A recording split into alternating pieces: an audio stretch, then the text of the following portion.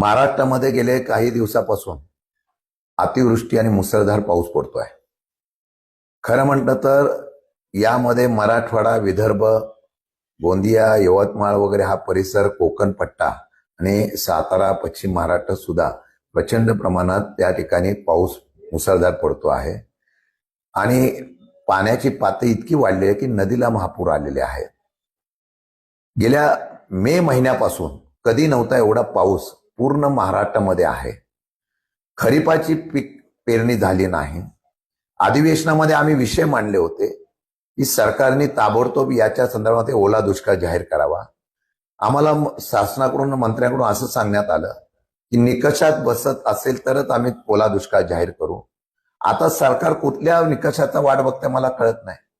पहिली खरीपाची पेरणी झाली नाही, आता खरीपाची पेरणी तर बुडाली, पण नंतर ज्यांनी पेरणी केली या पावसामुळे, गेल्या 4 दिवसाच्या पावसामुळे आलेलं पीक सुद्धा ते वाहून गेलेलं आहे.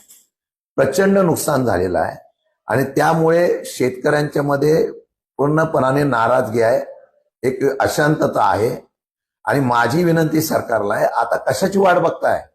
आता निकष वगैरे बाजूला ठेवून तुमचं सरकार फक्त कंत्राटदार, त्यांची बिलं आणि वेगवेगळ्या प्रकारच्या उद्योगपतीसाठीच काम करतंय का, शहरी भागासाठीच काम करतंय का, असा प्रश्न आता लोकांमध्ये निर्माण झालेला आहे.